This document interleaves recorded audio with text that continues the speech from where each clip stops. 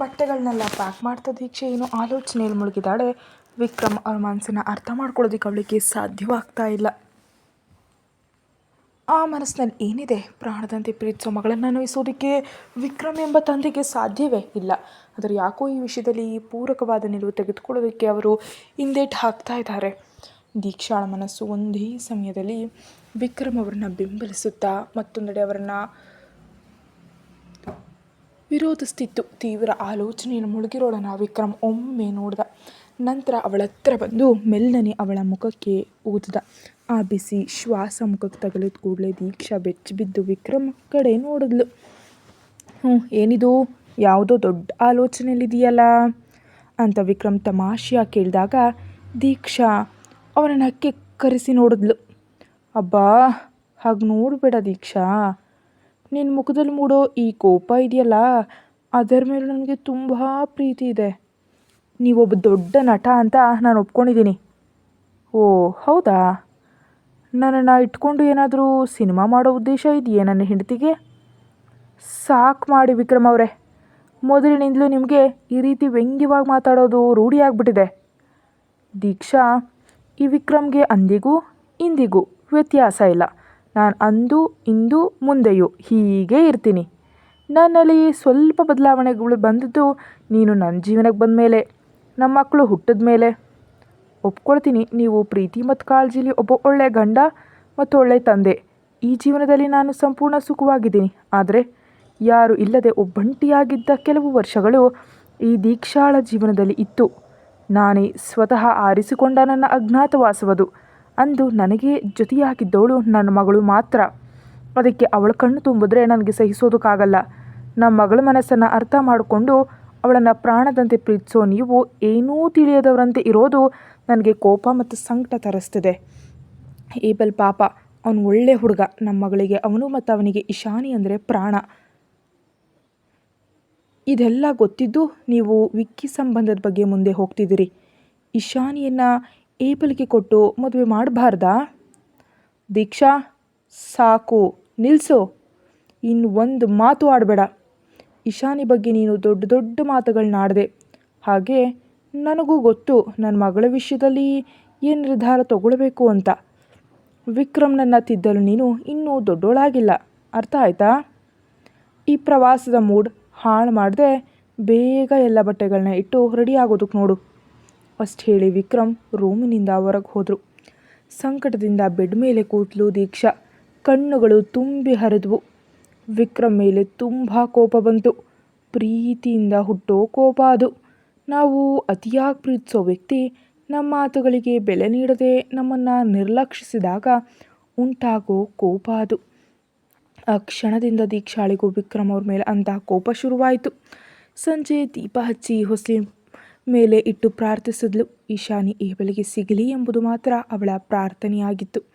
ಪ್ರಾರ್ಥನೆ ಮುಗಿಸಿ ತಿರುಗಿದಾಗ ಇಶಾನಿ ಮತ್ತು ಏಬಲ್ ಹಿಂದೆ ನಿಂತಿದ್ರು. ಇಬ್ಬರು ಪ್ರಾರ್ಥಿಸ್ತಿದ್ರು. ದೀಕ್ಷಾ ಇಬ್ಬರಿಗೂ ಹಣೆಗೆ ವಿಭೂತಿ ಹಚ್ಚಿದ್ಲು. ಅಮ್ಮ ಅಂತ ಇಶಾನಿ ಕರೆದ್ಲು. ದೀಪವನ್ನು ಪೂಜಾ ರೂಮ್ನಲ್ಲಿ ಇಟ್ಟು ಬರ್ತಿದ್ದ ದೀಕ್ಷಾ ತಿರುಗಿ ನೋಡಿದ್ಲು. ಏನಮ್ಮ? ಅಮ್ಮ, ನೀನು ಯಾಕೋ ತುಂಬ ಸುಸ್ತಾಗಿರುವಂತೆ ಕಾಣ್ತಿದ್ಯಾ? ಹುಷಾರಿಲ್ವಾ? ಸಾಮಾನ್ಯವಾಗೆಲ್ಲಾದರೂ ಹೋಗೋಣ ಅಂದರೆ ಕುಣಿದಾಡೋ ಅಮ್ಮ ಇವತ್ತು ಯಾಕೆ ಹೀಗಿದ್ದೀರಾ? ಅಪ್ಪನ ಜೊತೆ ಏನಾದರೂ ಜಗಳ ಮಾಡ್ಕೊಂಡ್ಯಾ? ಅಪ್ಪನ ಜೊತೆ ಜಗಳ ಮಾಡಿದಾಗಲೇ ಅಮ್ಮ ಹೀಗಿರೋದು, ಅದಕ್ಕೆ ಕೇಳಿದೆ. ಅವ್ರು ಮಾತಾಡ್ತಾ ಇರಬೇಕಾದ್ರೆ ವಿಕ್ರಮ್ ಅಲ್ಲಿಗೆ ಬಂದ. ಏನಮ್ಮ ಇಶಾನಿ ಪುಟ್ಟಿ, ಇಲ್ಲಿ ಮೂವರು ಸೇರಿ ರಹಸ್ಯವಾಗಿ ಮಾತಾಡ್ತಾ ಇದ್ದೀರಿ? ರಹಸ್ಯ ಏನೂ ಇಲ್ಲ ಅಪ್ಪ. ಈ ಅಮ್ಮನನ್ನು ನೋಡಿ, ಮುಖ ಪೂರ್ತಿ ಒಣಗಿ ಹೋಗಿದೆ. ಏನಾಯಿತು ಅಂತ ಕೇಳಿದ್ರೆ ಏನೂ ಇಲ್ಲ ಅಂತಿದ್ದಾರೆ.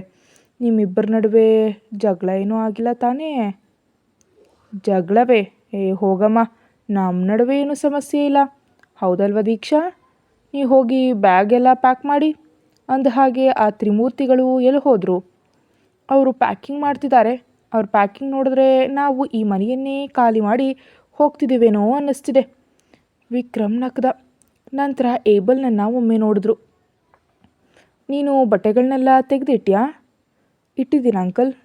ಹಾಂ, ಇಬ್ಬರು ಹೋಗಿ ಏನಾದರೂ ಬಾಕಿ ಇದ್ದರೆ ಬೇಗ ಮುಗಿಸಿ. ಅರ್ಧ ಗಂಟೆಯಲ್ಲಿ ಹೊರಡಬೇಕು. ಅವರಿಬ್ಬರು ಮೇಲೆ ಹೋದಾಗ ವಿಕ್ರಮ್ ಪಕ್ಕಕ್ಕೆ ನೋಡಿದ್ರು. ದೀಕ್ಷಾ ಅಲ್ಲಿರಲಿಲ್ಲ. ಅವಳು ಅಡುಗೆ ಮನೆಗೆ ಹೋಗಿದ್ಲು.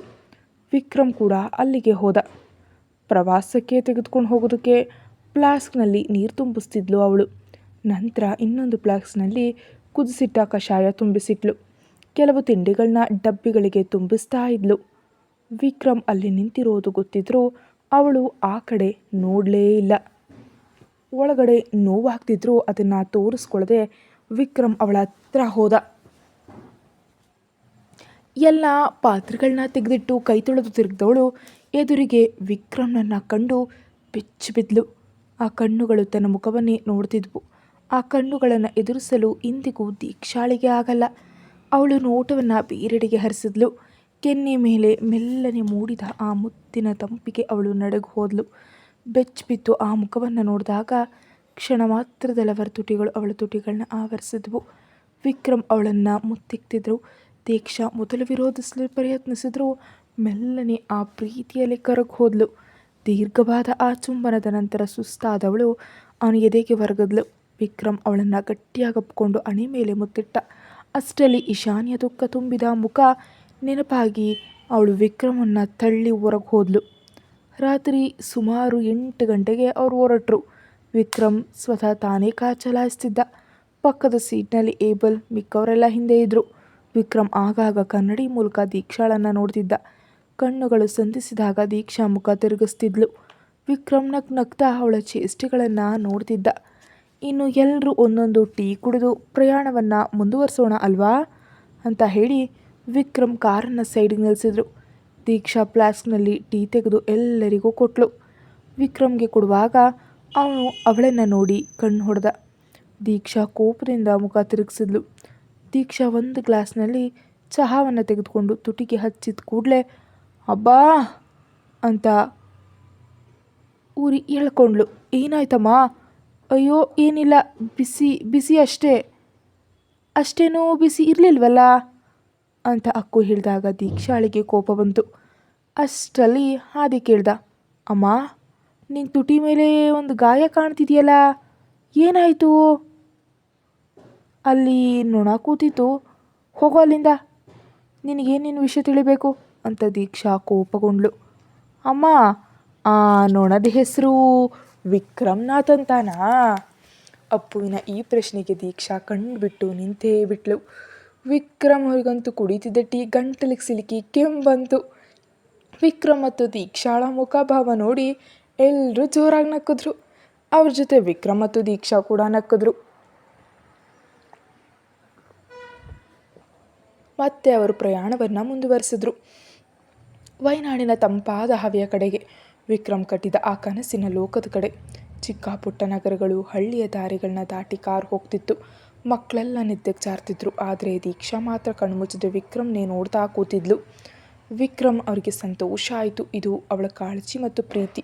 ಇಷ್ಟು ದೂರ ಒಬ್ಬರೇ ಕಾರು ಓಡಿಸುವಾಗ ನಿದ್ದೆ ಬಂದರೆ ಎಂಬ ಅವಳ ಕಾಳಜಿ ಅದು. ವಿಕ್ರಮ್ ನಗ್ನಗ್ತಾ ಅವಳನ್ನು ನೋಡ್ದ. ಕಣ್ಣುಗಳು ಸಂಧಿಸಿದಾಗ ಅವಳು ಮತ್ತೆ ಮುಖ ತಿರುಗಿಸಿದ್ಲು.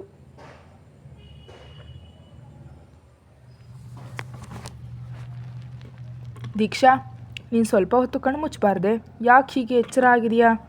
ನಂಗೆ ನಿದ್ದೆ ಬರ್ತಿಲ್ಲ, ಬಂದಾಗ ಮಲಗ್ತೀನಿ ಅಂತ ಗಂಭೀರವಾಗಿ ಹೇಳಿದಾಗ ವಿಕ್ರಮ್ ಮತ್ತೆ ನಕ್ಕು ಮ್ಯೂಸಿಕ್ ಪ್ಲೇಯರ್ ಆನ್ ಮಾಡ್ದ.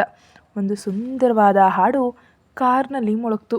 ಆ ಹಾಡಿನ ಜೊತೆಗೆ ವಿಕ್ರಮ್ ಕೂಡ ಹಾಡೋದನ್ನು ದೀಕ್ಷಾ ಕುತೂಹಲದಿಂದ ಮತ್ತು ಪ್ರೀತಿಯಿಂದ ನೋಡ್ತಾ ಇದ್ಲು. ಆ ಪ್ರೀತಿ ತುಂಬಿದ ನೋಟವನ್ನು ಎದುರಿಸಲಾಗದೆ ದೀಕ್ಷಾ ಕಿಟಕಿ ಹೊರಗಿನ ಕತ್ತಲೆ ಕಡೆ ನೋಡಿದ್ಲು. ಒಂದು ಪಕ್ಕದಲ್ಲಿ ತನ್ನ ಎದೆಗೆ ಹೊರಗೆ ಮಲಗಿರುವ ಈಶಾನಿ, ಇನ್ನೊಂದು ಪಕ್ಕದಲ್ಲಿ ತನ್ನ 3 ತುಂಟರು. ದೀಕ್ಷಾ ಅವರನ್ನ ಹತ್ತಿರ ಕೇಳ್ಕೊಂಡ್ಲು. ಮುಂಭಾಗದ ಸೀಟ್ನಲ್ಲಿ ಶಾಂತವಾಗಿ ನಿದ್ದೆ ಮಾಡ್ತಿದ್ದ ಏಬಲ್ನನ್ನು ಅವಳು ನೋಡಿದ್ಲು. ಅವನ ತಲೆ ಮೇಲೆ ಮೆಲ್ಲನೆ ಕೈ ಸವರಿದ್ಲು. ಅವಳಿಗೆ ಏಬಲ್ ಮೇಲೆ ತುಂಬ ಮಮತೆ ಬಂದಿತ್ತು. ವಿಕ್ರಮ್ ಒಂದು ಕ್ಷಣ ಅವಳನ್ನೇ ನೋಡಿದ್ರು. ಪ್ರತಿ ಕ್ಷಣ ಕಳೀತಿದ್ದಂತೆ ದೀಕ್ಷಾ ವಿಕ್ರಮ್ನ ಹೃದಯದಲ್ಲಿ ಆಳವಾಗಿ ಬೇರೂರ್ತಿದ್ಲು. ಎಂದಿಗೂ ಕಿತ್ತು ಹಾಕಲಾಗದಷ್ಟು ಆಳವಾಗಿ ಅವಳು ಅವನ ಜೀವನದಲ್ಲಿ ಬೆಳೆದಿದ್ಲು. ಸುಮಾರು 1.5 ಗಂಟೆಗೆ ಅವರು ತಲುಪಿದ್ರು. ಅಲ್ಲಿದ್ದ ಬೆಟ್ಟದ ದಾರಿ ಹತ್ತಲು ಶುರು ಮಾಡಿದ್ರು.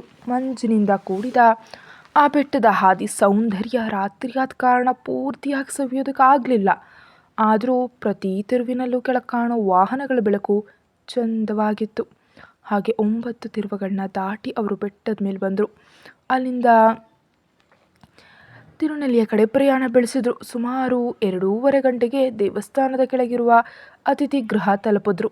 ಕಾರ್ ನಿಲ್ಲಿಸಿದ ನಂತರ ವಿಕ್ರಮ್ ಸ್ವಲ್ಪ ಮೈ ಮುರ್ಕೊಂಡ್ರು. ಗಂಟೆಗಟ್ಟಲೆ ಕಾರ್ ಓಡಿಸಿದ ಸುಸ್ತು ಅವರಿಗಿತ್ತು. ದೀಕ್ಷಾ, ಮಕ್ಕಳನ್ನ ಎಬ್ಸು, ಜಾಗ ಬಂತು. ಏಬಲ್ ಏಬಲ್ ಅಂತ ವಿಕ್ರಮ್ ಅವನನ್ನ ತಟ್ಟಿ ಕರೆದ. ಅವನು ಕಣ್ಬಿಟ್ಟು ವಿಕ್ರಮ್ ಅವ್ರನ್ನ ನೋಡ್ದ. ಜಾಗ ಬಂದಿದೆ, ಎದ್ದೇಳು. ಬಾಕಿ ನಿದ್ದೆಯನ್ನು ರೂಮ್ನಲ್ಲಿ ಹೋಗಿ ಮಾಡೋಣ. ದೀಕ್ಷಾ 4 ಮಕ್ಕಳನ್ನ ಎಬ್ಸಿದ್ಲು. ಈಶಾನಿ ಎದ್ಲು. ಆದರೆ ಉಳಿದ 3 ಕುಂಭಕರ್ಣನಂತೆ ಮಲಗಿದ್ರು. ಕೊನೆಗೆ ಹೇಗೋ ಅವರನ್ನು ಎಬ್ಬಿಸಿ ನಿದ್ದೆಯ ಮಂಪರಿನಲ್ಲಿದ್ದವರನ್ನು ಹಿಡಿದುಕೊಂಡು ಕಾರ್ನಿಂದ ಇಳಿದ್ರು. ವಿಪರೀತ ಚಳಿಗೆ ಎಲ್ಲರೂ ನಡುಗಿದ್ರು. 3ರನ್ನು ನಡೆಸ್ಕೊಂಡು ಹೋಗಲು ಆಗದ ಕಾರಣ ವಿಕ್ರಮ್, ದೀಕ್ಷಾ ಮತ್ತು ಏಬಲ್ ಒಬ್ಬೊಬ್ಬರನ್ನು ಎತ್ಕೊಂಡ್ರು. ಈಶಾನಿ ಬಟ್ಟೆ ಬರೆಗಳ ಬ್ಯಾಗ್ ತೆಗೆದುಕೊಂಡು ಅವರ ಹಿಂದೆ ನಡೆದ್ಲು. ಮೊದಲೇ ಬುಕ್ ಮಾಡಿದ್ರಿಂದ ರೂಮ್ ಬೇಗ ಸಿಕ್ತು. ಎಲ್ಲರೂ ಒಂದೇ ದೊಡ್ಡ ರೂಮ್ನಲ್ಲಿ ಮಲಗಿದ್ರು. ಏಬಲ್ ಮತ್ತು ತುಂಟು ಒಂದು ಬೆಡ್ ಮೇಲೆ, ವಿಕ್ರಮ್, ದೀಕ್ಷಾ ಮತ್ತು ಈಶಾನಿ ಇನ್ನೊಂದು ಬೆಡ್ ಮೇಲೆ ಮಲಗಿದ್ರು. ಮಲಗಿದ ಕೂಡಲೇ ಎಲ್ಲರೂ ನಿದ್ದೆಗೆ ಜಾರಿದ್ರು. ಬೆಳಿಗ್ಗೆ 6 ಗಂಟೆಗೆ ಎಲ್ಲರೂ ಎದ್ರು. ಸುಸ್ತಿದ್ರು. ಬೇಗನೆ ರೆಡಿಯಾಗಿ ದೇವಸ್ಥಾನಕ್ಕೆ ಹೊರಟರು. ಮಂಜಿನಿಂದ ಆವೃತವಾದ ದೇವಸ್ಥಾನದ ಪರಿಸರ ತುಂಬ ಸುಂದರವಾಗಿತ್ತು. ಮೆಟ್ಟಲುಗಳನ್ನ ಹತ್ತಿ ಹೋದರೆ ದೇವಸ್ಥಾನ ಸಿಗುತ್ತೆ. ಇದು ಹಳೆ ಕಾಲದ ಕಲ್ಲಿನ ದೇವಸ್ಥಾನ. ಬೆಟ್ಟಗಳ ನಡುವೆ ಇರುವ ಈ ಜಾಗ ಒಂದು ನೆಮ್ಮದಿಯ ಅನುಭವವನ್ನು ನೀಡುತ್ತೆ. ದೇವಸ್ಥಾನದಿಂದ ಸ್ವಲ್ಪ ದೂರದಲ್ಲಿ ಪಾಪನಾಶಿನಿ ಎಂಬ ಹೊಳೆ ಇದೆ. ಮಳೆ ಬಂದಿದ್ದರಿಂದ ದಾರಿ ತುಂಬ ಜಾರ್ತಾ ಇತ್ತು. ಈಶಾನಿ ಮತ್ತು ಏಬಲ್ ಮಕ್ಕಳ ಕೈ ಹಿಡಿದು ಜಾಗರೂಕತೆಯಿಂದ ನಡೀತಾ ಇದ್ರು. ಮಧ್ಯದಲ್ಲಿ ದೀಕ್ಷಾ ಕಾಲ್ ಜಾರಿ ಬೀಳೋದಕ್ಕೆ ಹೋದಾಗ ವಿಕ್ರಮ್ ಅವಳನ್ನ ಗಟ್ಟಿಯಾಗಿ ಹಿಡ್ಕೊಂಡ. ದೀಕ್ಷಾ ಆಶ್ಚರ್ಯದಿಂದ ವಿಕ್ರಮನ್ನ ನೋಡ್ತಿದ್ಲು. ತಾನು ಅವ್ರ ಮೇಲೆ ಕೋಪಗೊಂಡು ಅವ್ರ ಹಿಂದೆ ನಡೀತಾ ಇದ್ರು. ತಾನು ಬೀಳುವಾಗ ಸರಿಯಾಗಿ ಬಂದು ಹಿಡ್ಕೊಂಡ್ರಲ್ಲ ಅಂತವಳು ಆಲೋಚಿಸಿದ್ಲು. ಹೆಚ್ಚು ಯೋಚಿಸ್ಬೇಡ, ಇದೊಂದು ರೀತಿ ಟೆಲಿಪತಿ, ಅತಿಯಾಗಿ ಪ್ರೀತಿಸೋರ ನಡುವೆ ಇರೋ ಟೆಲಿಪತಿ ಇದು ಅಂತ ಅವಳ ಮುಖವನ್ನು ನೋಡಿ ಹೇಳಿ ಕೈ ಹಿಡಿದು ನಡೆಸ್ದ. ಪಾಪನಾಶಿನಿ ಹತ್ರ ಬಂದಾಗ ವಿಕ್ರಮ್ ಅವಳ ಕೈ ಬಿಟ್ಟ.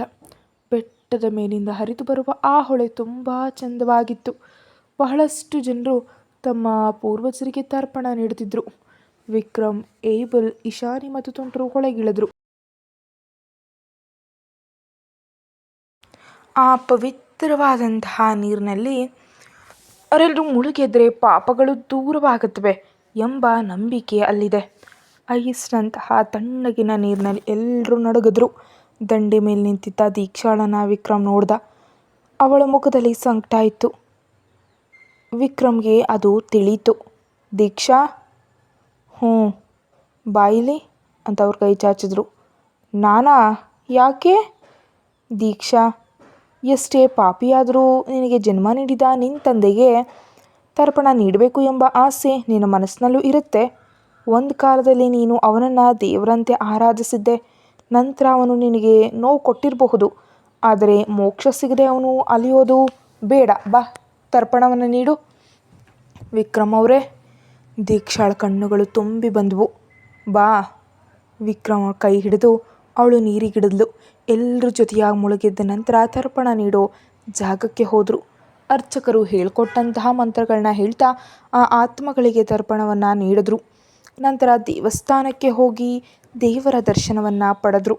ತನ್ನ ಮಗಳಿಗೆ ಅವಳ ಇಷ್ಟದಂತೆ ಜೀವನ ಸಿಗಲಿ ಅಂತ ದೀಕ್ಷಾ ಮನಸಾರೆ ಪ್ರಾರ್ಥಿಸಿದ್ಲು. ಪ್ರಸಾದ ಸೇವಿಸಿದ ನಂತರ ಅವರು ಅತಿಥಿ ಗೃಹಕ್ಕೆ ಮರಳಿದ್ರು. ಅಲ್ಲಿ ಸ್ವಲ್ಪ ಸಮಯ ವಿಶ್ರಾಂತಿಯನ್ನು ಪಡೆದ್ರು. ದೀಕ್ಷಾ ಕಿಟಕಿ ಬಳಿ ನಿಂತು ಬೆಟ್ಟಗಳನ್ನು ನೋಡ್ತಿದ್ಲು. ಅವಳ ಮನಸ್ಸು ಪೂರ್ತಿಯಾಗಿ ವಿಕ್ರಮ್ನ ನಿಗೂಢ ಮನಸ್ಸಿನ ಬಗ್ಗೆ ಯೋಚಿಸ್ತಿತ್ತು. ಹೆಚ್ಚು ಯೋಚಿಸ್ಬೇಡ ದೀಕ್ಷಾ, ನಿನಗೆ ನನ್ನ ಮನಸ್ಸು ಅರ್ಥ ಆಗೋದಿಲ್ಲ. ವಿಕ್ರಮ್ ಅವಳ ಹೆಗಲ ಮೇಲೆ ಮುಖ ಇಟ್ಟು ಹೇಳಿದಾಗ ದೀಕ್ಷಾ ಬೆಚ್ಚಿ ಬಿದ್ಲು. ಆದರೂ ಅವಳು ಬಿಟ್ಕೊಡ್ಲಿಲ್ಲ. ಓಹೋ, ಹೆಂಡತಿ ಮನಸ್ಸನ್ನು ಇಷ್ಟು ಚೆನ್ನಾಗಿ ಅರ್ಥ ಮಾಡ್ಕೊಳ್ಳೋರು ಸ್ವಂತ ಮಗಳ ಮನಸ್ಸನ್ನು ಯಾಕೆ ಅರ್ಥ ಮಾಡ್ಕೊಳ್ತಾ ಇಲ್ಲ? ದೀಕ್ಷಾ, ಸಾಕು ಅಂತ ಗಂಭೀರವಾಗಿ ಹೇಳಿ ವಿಕ್ರಮ್ ಮಕ್ಕಳ ಹತ್ತಿರ ಹೋಗಿ ಮಲಗ್ದ. ದೀಕ್ಷಾ ಮತ್ತೆ ಬೆಟ್ಟಗಳ ಕಡೆ ನೋಡ್ತಾ ನಿಂತಳು. ಆ ಪುಣ್ಯ ಭೂಮಿಯಿಂದ ಹೊರಡುವಾಗ ಎಲ್ಲರ ಮನಸ್ಸು ತುಂಬಿತ್ತು. ಅಪ್ಪ, ನಾವೀಗ ನಮ್ಮ ರೆಸಾರ್ಟ್ಗೆ ಹೋಗ್ತಿದ್ದೀವಿಯಾ? ಇಲ್ಲ ಅಪ್ಪು, ರೆಸಾರ್ಟ್ಗೆ ನಾವು ಸಂಜೆ ಹೋಗ್ತೀವಿ. ಈಗ ಇಲ್ಲಿನ ಕೆಲವು ಪ್ರೇಕ್ಷಣೀಯ ಸ್ಥಳಗಳನ್ನು ನೋಡ್ಕೊಂಡು ಬರೋಣ. ವಯನಾಡಿನ ಸುಂದರ ಸ್ಥಳಗಳನ್ನು ಅವರು ನೋಡಿದ್ರು. ಅಪ್ಪ, ನನಗೆ ಬೆಟ್ಟದ ದಾರಿಯಲ್ಲಿ ಮಂಜು ಇಳಿಯೋದನ್ನು ನೋಡೋದಕ್ಕೆ ಸಾಧ್ಯವಾಗ್ತಿಲ್ಲ. ರಾತ್ರಿ ಬಂದದಿಂದ ಮಿಸ್ ಆಯಿತು ಅಂತ ಇಶಾನಿ ಹೇಳಿದ್ಲು. ನನ್ನ ಇಶಾನಿ ಪುಟ್ಟಿ, ಬೇಜಾರು ಮಾಡ್ಕೊಡ್ಬೇಡ. ಇಲ್ಲಿಂದ ಹೋಗೋ ಮೊದಲು ಅಪ್ಪ ನಿನಗದನ್ನು ತೋರಿಸ್ತಾರೆ. ನಿನ್ನ ಆಸೆಗಳೇ ಅಪ್ಪನಿಗೆ ಮುಖ್ಯ ಕಣೋ. ವಿಕ್ರಮ್ ಹಾಗೆ ಹೇಳಿದಾಗ ಇಶಾನಿ ಕಣ್ತುಂಬಿ ಬಂತು. ಇಷ್ಟು ಪ್ರೀತಿಸೋ ಅಪ್ಪನ ಹತ್ರ ನಾನು ಯಾಕೆ ಪ್ರೀತಿ ವಿಷಯ ಮುಚ್ಚಿಟ್ಟೆ ಅಂತ ಅವಳಿಗೆ ಅನ್ನಿಸ್ತು. ಆದರೆ ದೀಕ್ಷಾಳಿಗೆ ಕೋಪ ಬಂತು. ಮಗಳ ಆಸೆಯೇ ಮುಖ್ಯ ಅಂತ ಹೇಳೋ ವಿಕ್ರಮ್ ಅವರ ಹಠವನ್ನು ನೋಡಿ ಅವಳು ಕಿಕ್ಕರಿಸಿದ್ಲು. ಸಂಜೆ 5 ಗಂಟೆಗೆ ಅವರು ಬಾಣಾಸುರ ಸಾಗರ ಡ್ಯಾಮ್ ಹತ್ತಿರ ಇರೋ ತಮ್ಮ ರೆಸಾರ್ಟ್ ತಲುಪಿದ್ರು. ರಸ್ತೆ ಪಕ್ಕದಲ್ಲಿ ಬಂಗಾರದ ಅಕ್ಷರಗಳಲ್ಲಿ ಬರೆದಿರೋ ಹೆಸರು ಕಾಣ್ತು, ದೀಕ್ಷಾ ವಿಕ್ರಮ್. ಎಲ್ಲರ ಕಣ್ಣುಗಳು ಮಿಂಚಿದವು. ದೀಕ್ಷಾಳ ಕಣ್ಣಲ್ಲೂ ಸಂತೋಷ ಇತ್ತು. ಅಪ್ಪ, ಅದ್ಭುತ ಹೆಸರು, ಇದೇನಾ ಸರ್ಪ್ರೈಸ್ ಅಂತ ಮಕ್ಕಳು ಕೇಳಿದ್ರು. ಕಾರ್ ನಿಲ್ಲಿಸಿದ ನಂತರ ಲಗೇಜ್ ತೆಗೆದುಕೊಂಡು ಒಳಗಡೆ ಹೋದರು. ವಿಕ್ರಮ್ ಅವ್ರ ಕನಸಿನ ರೆಸಾರ್ಟ್ ವಿಶಾಲವಾಗಿ ಹರಡಿತ್ತು. ಬಾಣಾಸುರ ಬೆಟ್ಟಗಳ ಮತ್ತು ಡ್ಯಾಮ್ನ ಸೌಂದರ್ಯ ಅಲ್ಲಿಂದ ಅದ್ಭುತವಾಗಿ ಕಾಣ್ತಿತ್ತು. ರೆಸಾರ್ಟ್ ಮ್ಯಾನೇಜರ್ ಬಂದು ಅವರನ್ನು ಸ್ವಾಗತಿಸಿದ್ರು. ಮೇಡಮ್, ಈ ರೆಸಾರ್ಟ್ನ ಪೂರ್ತಿ ಯೋಜನೆ ವಿಕ್ರಮ್ ಸರ್ ಅವರದೇ ಅಂದರು. ದೀಕ್ಷಾಳಿಗೆ ಆಶ್ಚರ್ಯ ಆಯಿತು. ಅವಳು ತಿಳಿಯದೆಯೇ ವಿಕ್ರಮ್ ಅವ್ರನ್ನ ನೋಡಿ ನಕ್ಕದ್ಲು. ಇನ್ನಷ್ಟು ಅದ್ಭುತ ವಿಷಯಗಳು ಇಲ್ಲಿವೆ ಅಂತ ಮ್ಯಾನೇಜರ್ ಹೇಳಿದ್ರು. ಎಲ್ಲರೂ ತಮ್ಮ ರೂಮ್ಗಳಿಗೆ ಹೋದರು.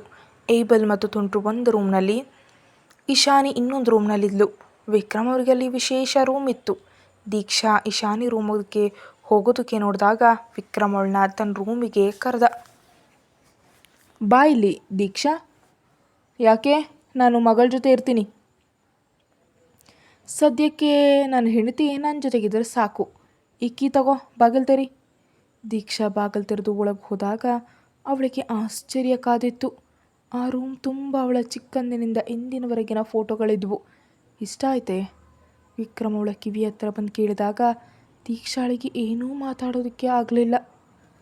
ನಾನು ಫ್ರೆಶ್ ಆಗಬೇಕು ಅಂತ ಹೇಳಿ ದೀಕ್ಷಾ ಬಾತ್ರೂಮ್ ಒಳಗೆ ಹೋಗಿ ಬಾಗಿಲನ್ನು ಹಾಕ್ಕೊಂಡ್ಳು.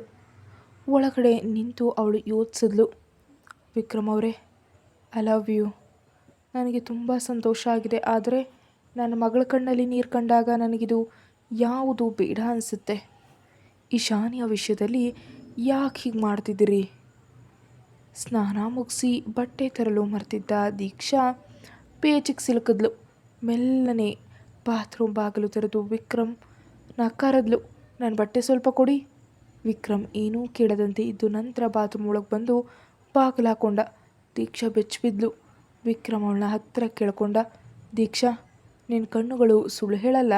ನೀನು ನನ್ನನ್ನು ಎಷ್ಟೊಂದು ಪ್ರೀತಿಸ್ತೀಯ ಅಂತ ನನಗೆ ಗೊತ್ತು. ನನಗೂ ನಿನ್ನ ಮೇಲೆ ಅಷ್ಟೇ ಪ್ರೀತಿ ಇದೆ. ಆ ಸುಂದರವಾದ ವಾತಾವರಣದಲ್ಲಿ ವಿಕ್ರಮ್ ಅವ್ರ ಪ್ರೀತಿಯ ಮುಂದೆ ದೀಕ್ಷಾಳ ಕೋಪವೆಲ್ಲ ಕರಗೋಯ್ತು. ಅವರಿಬ್ಬರು ಆ ಪ್ರೀತಿಯ ಮಳೆಯಲ್ಲಿ ಮಿಂದಿದ್ರು. ಮಗಳ ವಿಷಯದಲ್ಲಿ ಏನಾಗುತ್ತೆ ಎಂಬ ಆತಂಕದ ನಡುವೆಯೂ ಅವಳು ವಿಕ್ರಮ್ನ ಪ್ರೀತಿಯಲ್ಲಿ ಕರಗಿದ್ಲು. ಕತೆ ಮುಂದುವರಿಯುತ್ತೆ. ಹೆಚ್ಚಿನ ವಿಡಿಯೋಗಾಗಿ ಚಾನಲ್ಗೆ ಸಬ್ಸ್ಕ್ರೈಬ್ ಮಾಡಿ ಮತ್ತು ವಿಡಿಯೋವನ್ನು ಮುಂಚಿತವಾಗಿ ನೋಡಲು ಮೆಂಬರ್ಶಿಪ್ ತಗೊಳ್ಳಿ. Thank you.